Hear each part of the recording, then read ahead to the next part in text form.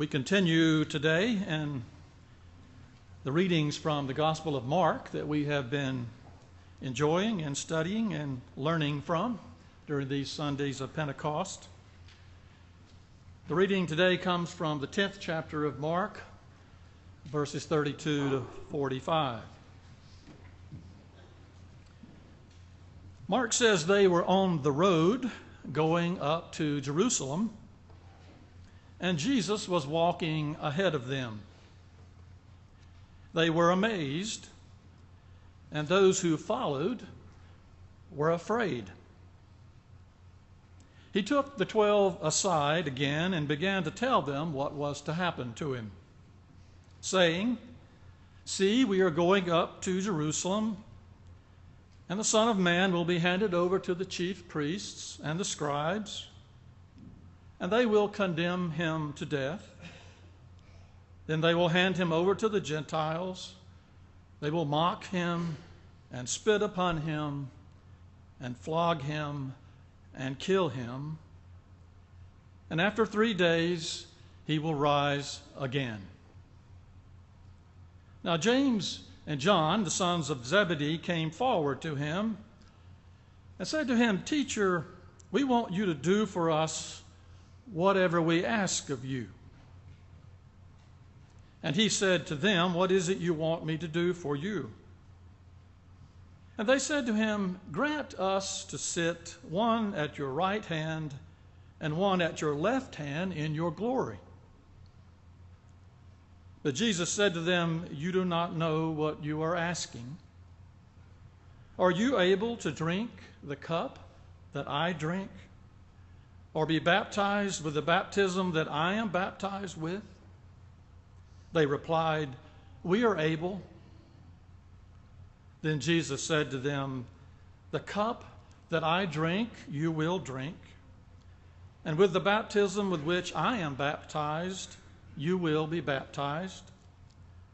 But to sit at my right hand or at my left is not mine to grant, but it is for those for whom it has been prepared." When the 10 heard this, they began to be angry with James and John. So Jesus called them and said to them, "You know that among the Gentiles those whom they recognize as their rulers lord it over them, and their great ones are tyrants over them. But it is not so among you. But whoever wishes to become great among you must be your servant. And whoever wishes to be first among you must be slave of all. For the Son of Man came not to be served, but to serve, and to give his life a ransom for many." You know, following James and John and the other disciples along the way to Jerusalem in Mark's gospel at this point is kind of like following the accident-prone man who is walking down the street and sees a banana peel on the sidewalk in front of him. And he says, "Oh no, here we go again." You see, they're on their way with Jesus walking in front. He's the Rabboni, the teacher. First century protocol calls for that. Some of the disciples are amazed at what's going on, and Mark says some are a bit afraid. So Jesus takes the 12 aside again and says, "We're headed to Jerusalem, and the Son of Man is going to be handed over to the chief priests and the scribes and condemned to death and given to the Gentiles," that is, the Romans. "He's going to be mocked and beaten and spit upon and killed, and after 3 days rise again." Now, this is the third time, in Mark's gospel at least, where Jesus has described his coming passion to the disciples. And what happens? James and John come forward. Here we go again. And they say, "Teacher, will you do for us whatever we ask of you?"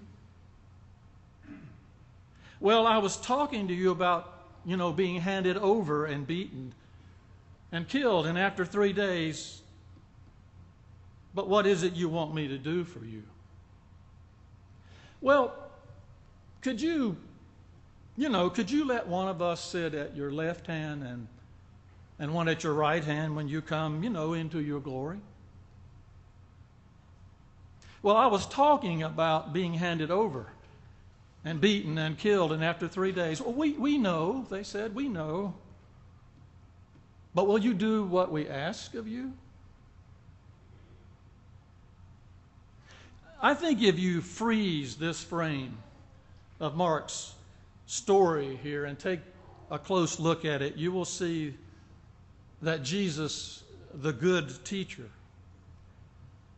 made a loving and rather important decision in this moment to teach James and John again, and all the other disciples who would come after them, a very important and essential truth about discipleship. And that is this, that the meaning of discipleship is not privilege, but service. You do not know what you're asking, Jesus says. Yeah, we do. Yeah, we do. Can we sit at your right hand and on your left? Can we sit in the place of privilege? Can we let people see what we've earned? Peter said last week, Jesus, up the road, we've left everything and followed you. We want to be in the place of prominence and importance. Can we? Well, are you able to drink the cup that I drink and be baptized with the baptism that I'm baptized with? And what did they say? We are able. Are you able? Are you able? The compassionate and forgiving teacher said. The very first patient that I visited in the hospital as a seminary student during clinical pastoral education at Baptist Hospital was Mr. Johnson.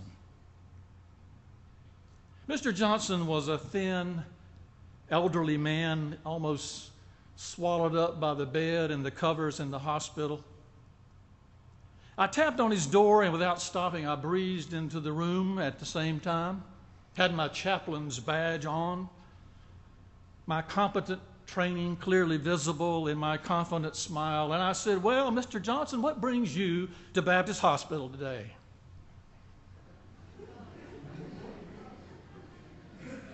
He raised his arm out from under the cover and he said, "That damned wheelchair."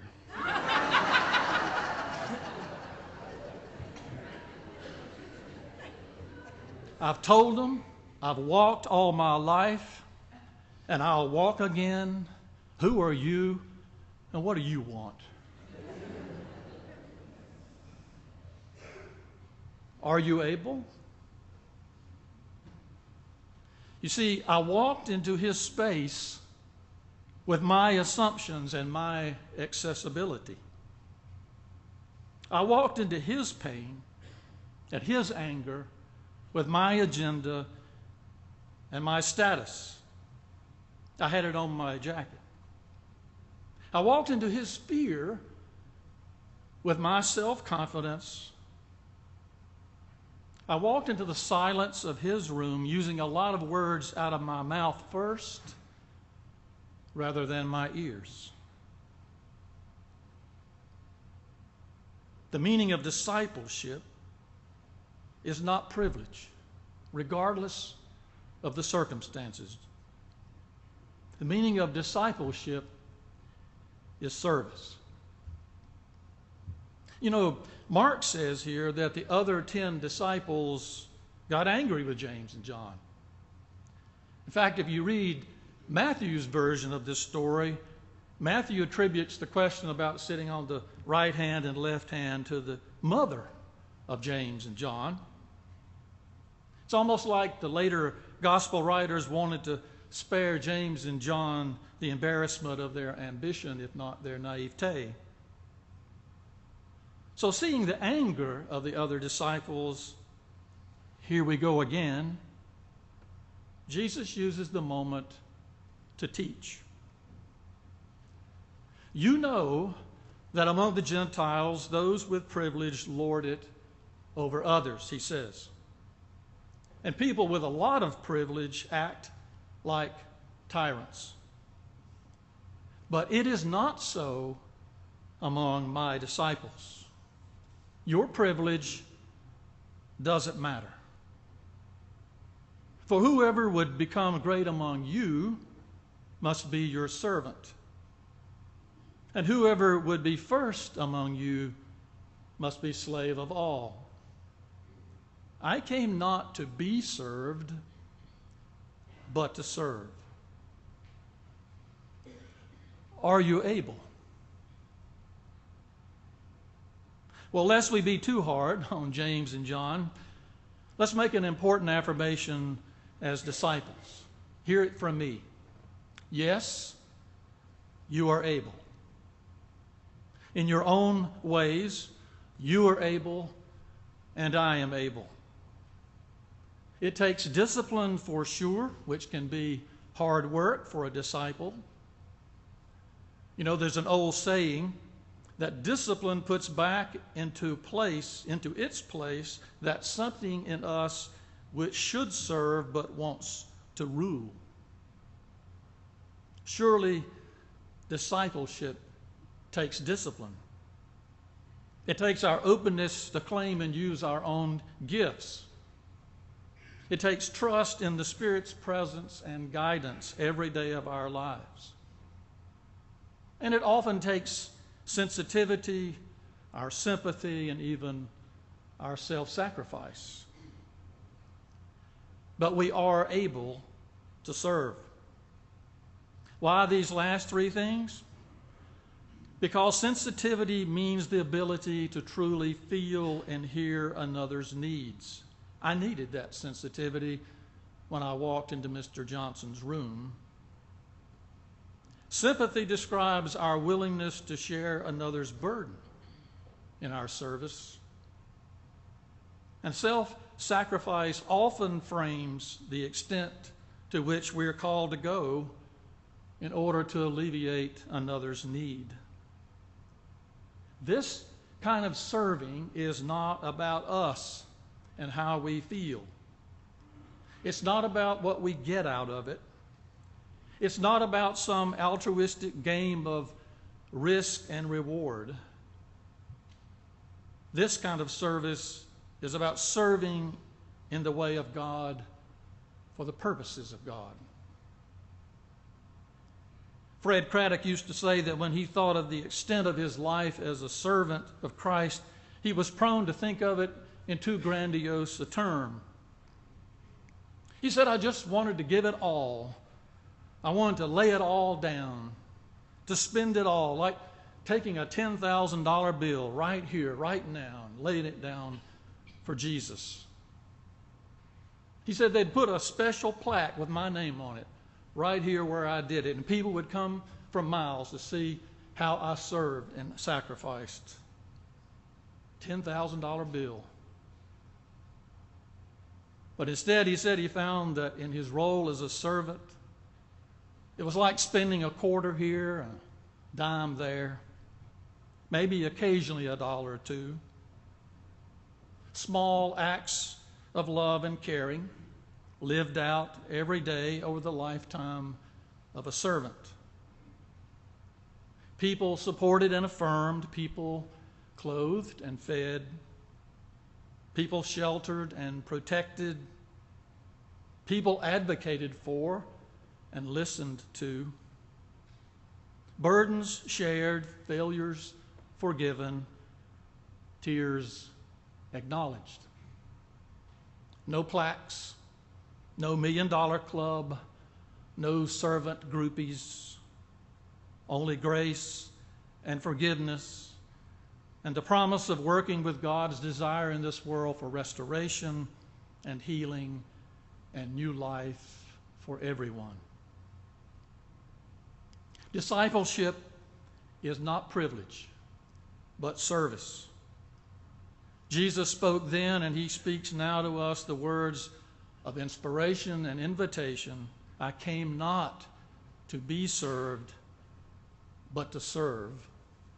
Come and follow me. It is always a gracious welcome when we see them in Jerusalem. We are so glad and pleased that you have come, she says. Come into our home.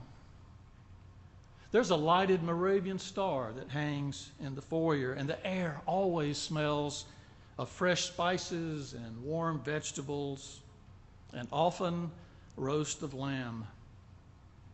There's a glass of fruit juice and perhaps some warm crackers as we visit first. We haven't seen each other for a year. Tell us of your family. How are John and Laura and their families doing? And your parents, are they well? He asks. And the grandchildren too, she always says. We talk. We share our lives. We listen with our ears and with our hearts. We want to know of their children and their families as well. How are Layla and Simi and Aman? How are Tawfiq and Alana and young Aya, we ask. And their eyes light up. And stories of love and longing are shared.